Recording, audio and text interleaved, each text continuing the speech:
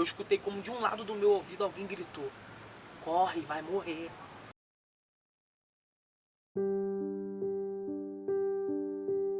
Boa noite, pessoal, tudo bom com vocês? Eu sou o pastor Paulo, da Igreja Pentecostal Missão Resgate. Sou um dos fundadores aí da websérie Além da Ilusão. Eu faço o papel do de Paris. Gente, tô aqui para deixar um pouquinho do meu testemunho para você, tá? A gente que estamos deixando testemunho aqui para vocês, só tem uma finalidade, tá? Edificar a vida de vocês, não é se passar por pobre coitado e nem para poder justificar nada que a gente possa já ter cometido. Então, eu cresci em um lar desestruturado, onde havia muita contenda, muita briga, desavença entre meus pais, entendeu? E aquilo eu creio que veio nos trazendo uma revolta ao decorrer do nosso crescimento, que a gente ia crescendo, vendo aquilo, né? E aquilo vinha nos revoltando a cada dia, né? E em meio a tudo isso, né, a gente ficamos sabendo de algumas pessoas, até mesmo parentela do nosso meio, que usava droga e tudo mais. E parece que aquilo foi um prato cheio para Satanás. Ele tá falando pra gente: se fulano usa, se Beltrano usa, por que você não pode? Ainda assim eu procurei me esquivar dessa situação, né? Mas comecei a aprontar, né? Comecei a cometer pequenos furtos, né? Comecei a roubar. A gente fazia alguns roubos, não na comunidade, mas fora da comunidade. E daí a gente foi a cada dia mais e mais se degradando. Como assim? Se cumpriu a Bíblia na minha vida quando a Bíblia fala que um abismo puxa o outro. Mesmo que no começo a gente estava se desviando das drogas, depois começamos a roubar, comecei a usar as drogas e começamos a ficar cada vez mais cativo, mais preso, né? Começamos a se envolver no crime, né? Onde a gente levava as drogas para que outras pessoas viessem estar vendendo para nós, né? Naquela época. E isso só foi indo de mal a pior. Por que de mal a pior? Porque eu conhecia a verdade. Eu lembro que quando eu era pequeno, né, minha mãe me levava para a igreja. Parece também, mais uma vez, se cumpre a Bíblia quando vai dizer que ensinar o seu filho o caminho que deve andar, e quando crescer, quando tiver velho ou quando tiver alguns anos a mais, ele não se esquecerá.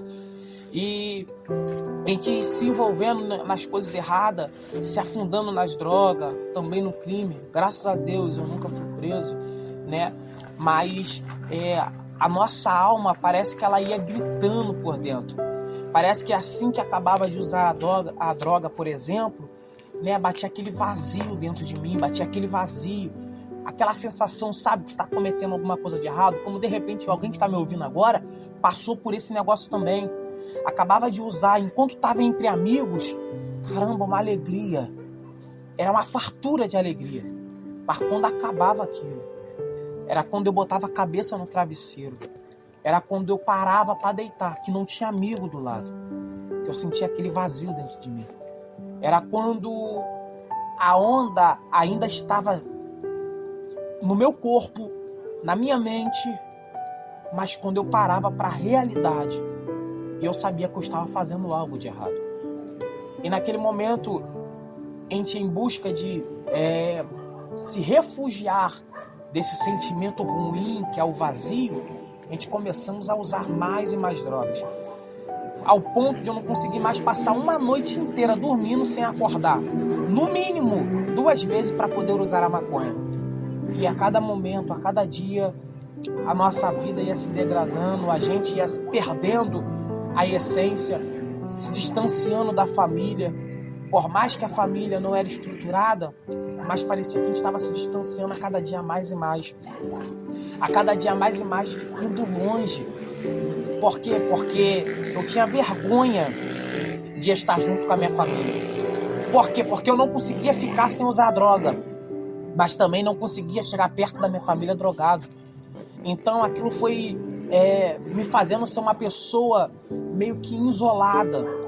Eu queria só ficar dentro de casa. E eu creio que nisso a depressão, ela começou a tomar conta de mim, ao ponto de eu começar a ver o espírito da morte rondando a minha vida, andando do meu lado. Eu comecei a ter um pouco que pânico, eu comecei a ter um pouco que um desespero no meu coração, como de repente alguém que está me ouvindo agora também tem. Quando você anda na rua com uma sensação de todo mundo te olhando, uma sensação que tem pessoas vindo atrás de você, te perseguindo, querendo te fazer ruindade. E eu comecei a sentir essas sensações que não é bom, entendeu? Mas por que eu senti essas sensações? Porque dentro de mim, a minha alma, o meu espírito gritava que eu precisava melhorar, que eu precisava de Deus. E eu não entendia isso. Ao ponto que uma certa vez eu lembro que eu comecei a ter que tomar decisões na minha vida. Eu falei, rapaz, eu tenho que ver o que eu quero para mim, o que é melhor para mim. E sabe qual é o problema? O problema é que o melhor, muitas das vezes, nem sempre vem com o cara que é a melhor solução pra gente. E eu lembro que eu comecei a pensar, eu vou pra igreja. E comecei a visitar a igreja, mas não consegui me afirmar. E quando nessas visitas que eu fiz, uma irmã ela me entregou uma revelação. E dentro dessa revelação ela falou assim pra mim, olha, você toma cuidado. Porque eu te via sentado, usando droga. Ia ter uma pessoa que estaria vacilando. O diabo ia cegar todo mundo que estaria ali. Ia colocar a culpa em você por causa do chamado que Deus tem na tua vida. Irmão, naquele momento eu achei que eu era esperto. Eu falei, eu vou ficar tranquilo. Eu falei assim, eu vou ligar no meu primo, que hoje é falecido, falar pra ele que eu não vou levar nada pra ele, droga nenhuma, que eu vou ficar um tempo tranquilo. Irmãos, eu lembro como se fosse hoje, eu fiquei entre 5 a 6 meses tranquilo. Aí eu falei, já passou um tempão, não aconteceu nada, então a revelação passou. Voltei a usar droga. Foi ali que eu vi que o meu tempo não é o tempo de Deus. Assim que eu voltei, aconteceu aquilo que a irmã falou. Aí eu comecei a falar, caramba, por que está acontecendo isso comigo? E na verdade, não chegaram a levantar armas contra mim, mas eu vi a situação acontecendo. E eu fui e falei assim, meu Deus, por causa que o Senhor não livrou? Porque às vezes a gente pergunta, a Deus, por que não foi um livramento em vez de uma permissão? Aí de repente eu senti, naquele momento que eu ia morrer, aconteceu algumas coisas que eu não quero abrir aqui. E eu me retirei da onde eu estava e eu vi que as pessoas vieram atrás de mim na finalidade de dar um ponto final na minha vida. E de repente dentro de mim eu senti aquele desespero, aquele pânico, entendeu? Coisa que só sente quem realmente passa no Vale da Sombra da Morte sem Deus para estar com Ele. E naquele momento que eu passei no Vale da Sombra da Morte, eu escutei como de um lado do meu ouvido alguém gritou, corre, vai morrer. Corre, porque senão você vai morrer. Eu falei, rapaz, é Deus falando comigo. Quando eu ameacei correr, minha perna travou. Eu tentando correr não conseguia. Eu falei, pronto, hoje eu vou morrer. Encostei perto do muro.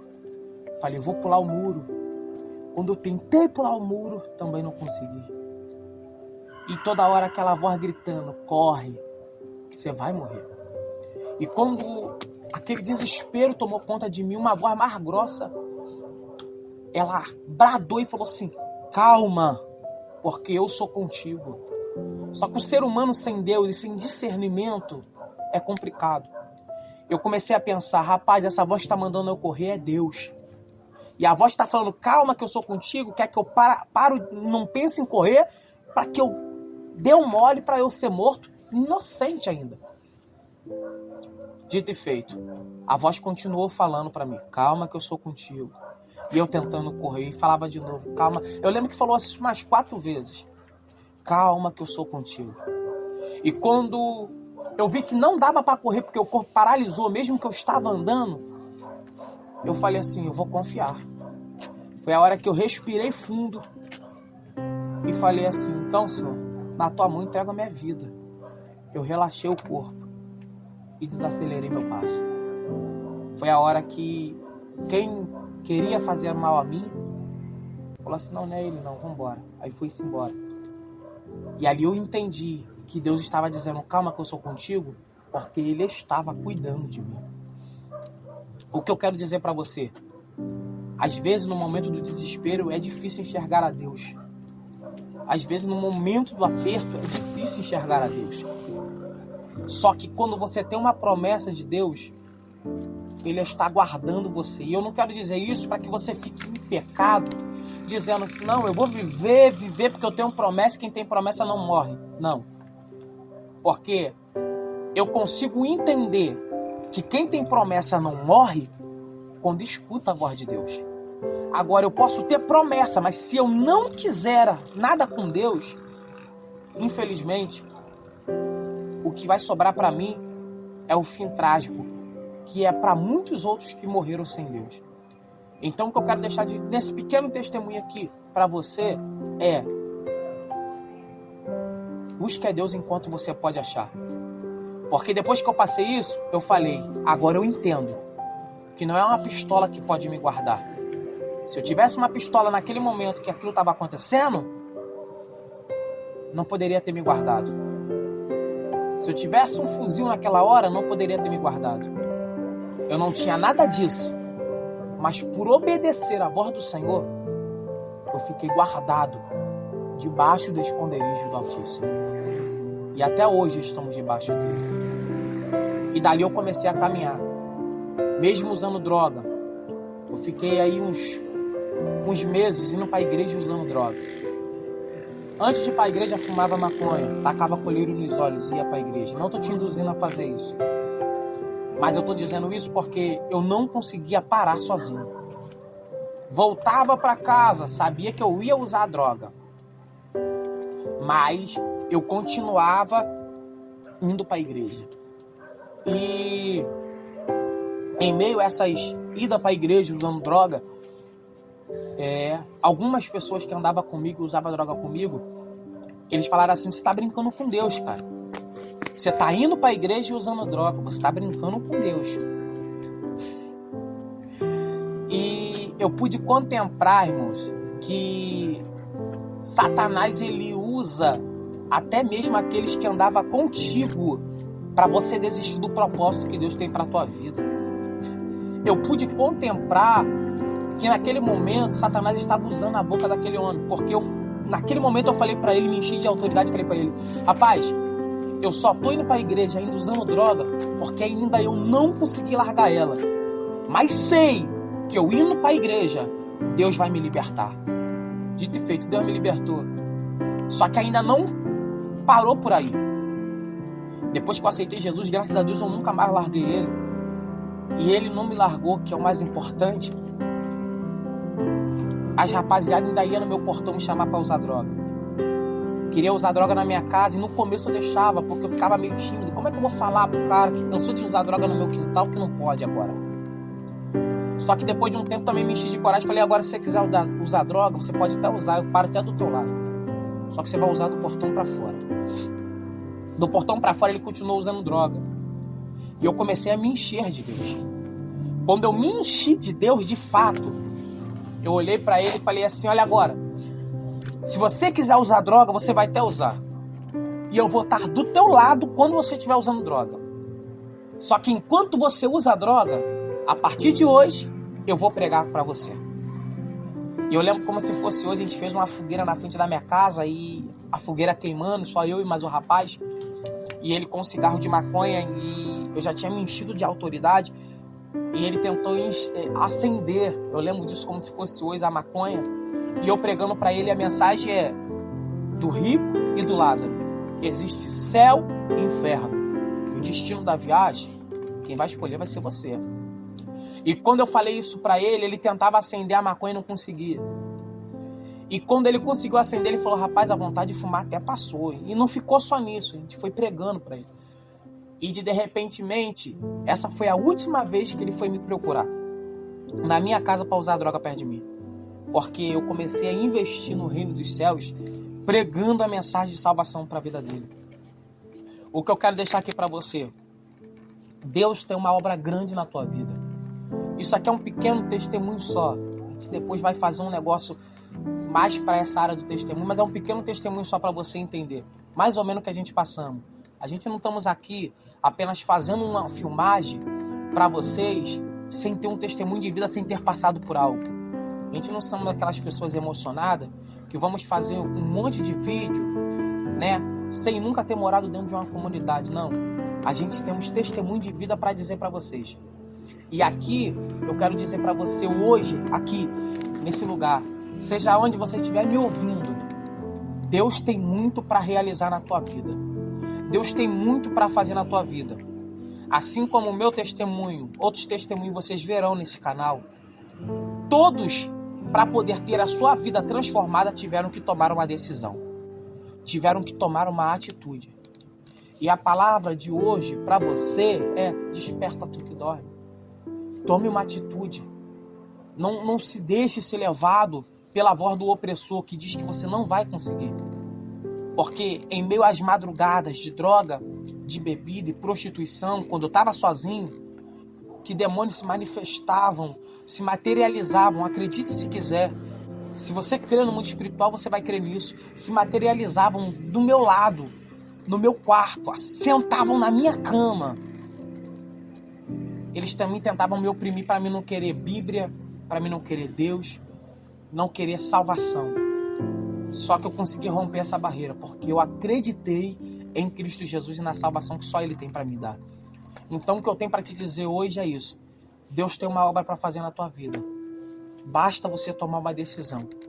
E eu creio, né, que após você tomar essa decisão, Deus vai fazer uma obra linda na tua vida, tá?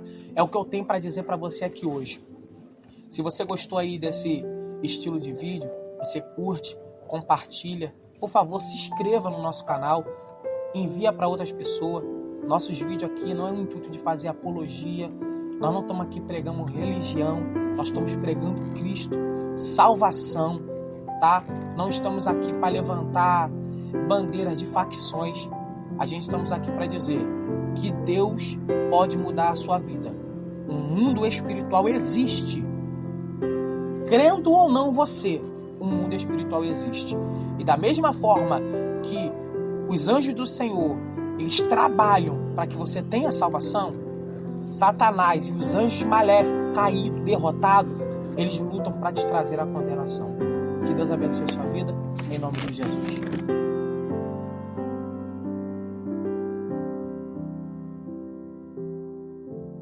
Meu nome é Paulo Ricardo e Jesus transformou a minha vida.